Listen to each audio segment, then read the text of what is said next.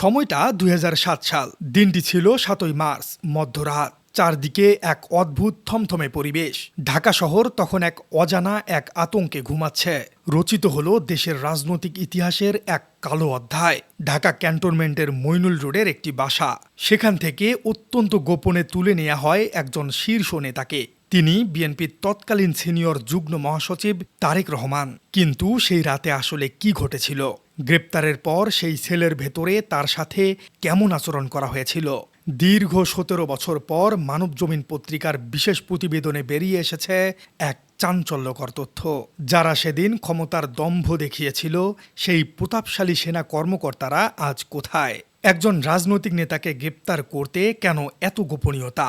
কেন ব্যবহার করা হলো কালো কাপড়? দর্শক, চলুন সেই রাতের রুদ্ধশ্বাস ঘটনা প্রবাহে চোখ রাখা যাক।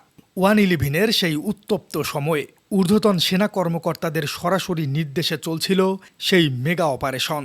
জেনারেল মঈন আহমেদ এবং ব্রিগেডিয়ার জেনারেল এটিএম আমিন, তাদের উপস্থিতিতেই আর্মি হেডকোয়ার্টারে এই গ্রেপ্তারের চূড়ান্ত সিদ্ধান্ত গ্রহণ করা হয়। মেজর অবসরপ্রাপ্ত ইমরান, একজন রানার এবং একজন ড্রাইভার নিয়ে মইনুল হোসেন রোডে পৌঁছান। সেখানে ছিল বেগম খালেদা জিয়ার বাসভবন। চারপাশ তখন আইনশৃঙ্খলা রক্ষাকারী বাহিনীর কঠোর নজরদারিতে। মেজর ইমরান মেইন গেট দিয়ে ভেতরে ঢোকেন। এরপর নিজের গাড়িতেই বসে থাকেন প্রায় ৩ ঘন্টা।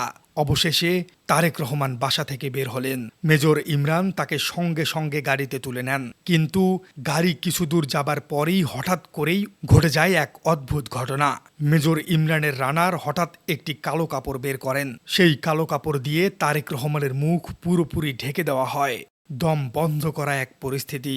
তারেক রহমান একটু বাতাস চাইছিলেন। তিনি গাড়ির জানালা খোলার অনুরোধ করেন, কিন্তু নিরাপত্তার অজুহাত দেখিয়ে মেজর ইমরান সেই ছোট্ট অনুরোধটিও নাকচ করে দেন। এরপর সোজা তাকে নিয়ে যাওয়া হয় ডিজিএফআই এর অত্যন্ত গোপনীয় ছেলে, যার নাম জয়েন্ট ইন্টারোগেশন সেল বা জেআইসি। সেখান থেকেই শুরু হয় এক রুদ্ধশ্বাস অধ্যায়। সেই ইন্টারোগেশন সেলের চার দেয়ালে আসলে কি চলছিল, যা শুনলে আজ যে কারো গা শিউরে উঠবে। প্রতিবেদন এবং সংশ্লিষ্টদের জবানবন্দি থেকে বেরিয়ে এসেছে এক চরম সত্য। জেআইসি সেলের দায়িত্বে তখন ছিলেন সিটিআইবির তৎকালীন ভারপ্রাপ্ত কর্নেল জিএস। তিনি হলেন অবসরপ্রাপ্ত লেফটেন্যান্ট কর্নেল সাইফুল ইসলাম জোয়ারদার। তার নির্দেশেই অন্য কর্মকর্তারা সেখানে উপস্থিত ছিলেন। তারা তারেক রহমানের সাথে অত্যন্ত কুরুচিপূর্ণ আলোচনা শুরু করেন। আর এখানেই একটি চাঞ্চল্যকর তথ্য দিয়েছেন বিশ্লেষকরা। বেগম খালেদা জিয়ার আপন ভাগ্নে হলেন অবসরপ্রাপ্ত lieutenant commander Saiful Islam Duke, আর অবসরপ্রাপ্ত লেফটেন্যান্ট কর্নেল সাইফুল ইসলাম জোয়ারদার হলেন তার আপন ভাইরা ভাই। অথচ সেদিন এই পারিবারিক সম্পর্কের বিন্দুমাত্র সম্মানও তারা দেখাননি। সেই ছেলে তারেক রহমানকে টানা ৩-৪ দিন আটকে রাখা হয়। তাকে ঘন্টার পর ঘন্টা শুধু চোখ বেঁধে রাখা হয়নি, বরং তার উপর চরম অমানবিক শারীরিক নিগ্রহণও চালানো হয়। অবসরপ্রাপ্ত লেফটেন্যান্ট কর্নেল আব্দুর রব খান তার জবানবন্দিতে সব স্বীকার করেছেন। তিনি জানান, তৎকালীন জেনারেল এটিএম আমিনের নির্দেশেই এই নিগ্রহ চালানো হয়। অত্যন্ত দুঃখজনক বিষয়টি হল, তারেক রহমানকে হাত বাঁধা অবস্থায় সেলের সিলিংয়ের সাথে ঝুলিয়ে রাখা হয়েছিল। ওয়ারেন্ট অফিসার ফজলুল জিজ্ঞাসাবাদে একটি বিস্ফোরক তথ্য দেন। তিনি বলেন, ব্রিগেডিয়ার আমিন তাদের স্পষ্ট নির্দেশ দিয়ে বলেছিলেন, পরবর্তী নির্দেশ না দেয়া পর্যন্ত সে ঝুলন্তই থাকবে। দীর্ঘ সময় এভাবেই কেটে যায়। এক পর্যায়ে তিনি সিলিং থেকে মেঝেতে পড়ে যান। তার কোমরে প্রচণ্ড আঘাত লাগে। এই একটি আঘাত তার জীবনকে দুর্বিষহ করে তোলে। তাকে বছরের পর বছর হাসপাতালে থেকে চিকিৎসা নিতে হয়েছিল। কিন্তু কেন একজন তরুণ নেতার উপর এত ক্ষোভ? এর পেছনে আসলে কোন মেগা পরিকল্পনা লুকিয়েছিল? বিশ্লেষক এবং গবেষকরা এর একটি উত্তর দেন, আর তা হল তৎকালীন সেনা সমর্থিত সরকারের -2 ফর্মুলা। এই সরকারের মূল টার্গেট ছিল দেশের দুই প্রধান নেত্রী, অর্থাৎ শেখ হাসিনা এবং বেগম খালেদা জিয়া। তাদের রাজনীতি থেকে চিরতরে সরিয়ে দেয়াই ছিল এই ছকের মূল কৌশল। আর সেই মাস্টার প্ল্যানের প্রথম ধাপ ছিল এটি, তারেক রহমানকে শারীরিকভাবে অক্ষম করে দেয়া, তাকে মানসিকভাবে পুরোপুরি ভেঙে ফেলা, যাতে তিনি আর কোনোদিন রাজনীতির মাঠে দাঁড়াতে না পারেন। এই ব্লুপ্রিন্ট বাস্তবায়ন সম্মেলনের জন্যই সেদিন এত আয়োজন করা হয়েছিল। 4 জন পদস্থ সেনা কর্মকর্তা সেখানে সার্বক্ষণিক উপস্থিত ছিলেন। তারা তারেক রহমানের কাছ থেকে একটি জোরপূর্বক জবানবন্দি আদায় করেন। এই 4 জন হলেন অবসরপ্রাপ্ত lieutenant colonel Saiful Islam Joardar, lieutenant colonel Abdur Rauf খান এবং লেফটেন্যান্ট কর্নেল জাহিদ হোসেন এবং মেজর মনির। তাদের প্রচণ্ড মানসিক চাপের মুখে তারেক রহমান ক্যামেরার সামনে কথা বলতে বাধ্য হন। মূলত রাজনৈতিক ক্যারিয়ার ধ্বংস করার জন্যই আগে থেকে স্ক্রিপ্ট লিখে রাখা হয়েছিল। পরবর্তীতে 2008 সালের 11 সেপ্টেম্বর তাকে বলপূর্বক দেশত্যাগে বাধ্য করা হয়। তবে তার আগে অত্যন্ত সুকৌশলে একটি অঙ্গীকারপত্রেও সই করিয়ে নেওয়া হয়। নিজের চোখের সামনে এমন দৃশ্য দেখে কেন চমকে গিয়েছিলেন একজন প্রভাবশালী জেনারেল? কেন তিনি খোদ সেনাপ্রধানের সাথে তর্কে জড়িয়েছিলেন? দর্শক, এই চাঞ্চল্যকর তথ্যটি দিয়েছেন লেফটেন্যান্ট জেনারেল অবসরপ্রাপ্ত মাসুদ উদ্দিন চৌধুরী। তিনি বর্তমানে গ্রেপ্তার রয়েছেন। তার দেওয়া জবানবন্দি অনুযায়ী ঘটনাটি 2008 সালের জানুয়ারি মাসের। তখন তারেক রহমানের নানি মারা যান। এই শোকাবহ সময়ে তাকে শর্ত সাপেক্ষে প্যারোলে মুক্তি দেওয়া হয়েছিল, কিন্তু জানাজার অনুষ্ঠানে উপস্থিত ছিলেন জেনারেল মাসুদ উদ্দিন চৌধুরী।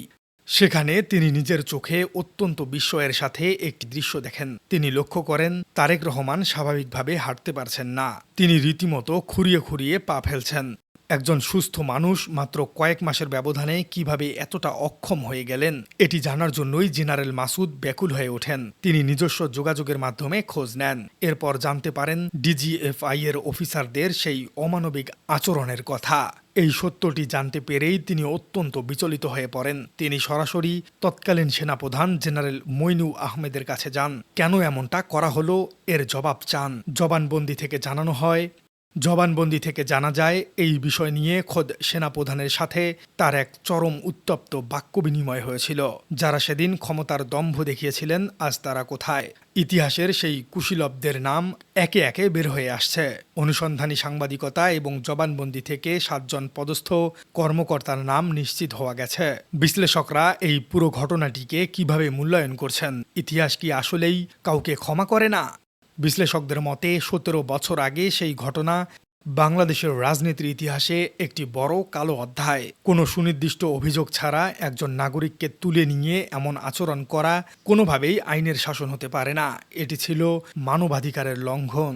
আজ তারেক রহমান তার নিজ দলের সর্বোচ্চ নেতৃত্বে আসীন। অন্যদিকে যারা সেদিন তার উপর এমন আচরণ করেছিলেন, তাদের ভবিষ্যৎ চরম অনিশ্চয়তার মুখে। এটি প্রমাণ করে যে রাষ্ট্রযন্ত্র ব্যবহার করে কাউকে চিরতরে শেষ করে দেয়া যায় না। ক্ষমতার দম্ভ চিরস্থায়ী হয় না। 11 খ্যাত সেই সরকারের দমনপীড়ন দেশের গণতান্ত্রিক যাত্রায় এক বড় ক্ষত সৃষ্টি করেছে।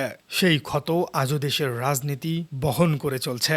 প্রিয় দর্শক, 17 বছর আগে তারেক রহমানকে সিলিং ফ্যানে ঝুলিয়ে সেনাবাহিনীর এই ব্যবহারকে আপনি কিভাবে দেখছেন? বর্তমানে সেই একই সেনাবাহিনীদেরকে তারেক রহমানের কী ধরনের প্রতিশোধ নেওয়া উচিত বলে আপনার মনে হয়? কমেন্টে জানিয়ে দিন আপনার সুচিন্তিত মতামত। আর আমাদের চ্যানেলে নতুন হয়ে থাকলে চ্যানেলটি সাবস্ক্রাইব করে বেল আইকনটি বাজিয়ে দিন। দেখা হচ্ছে পরবর্তী ভিডিওতে।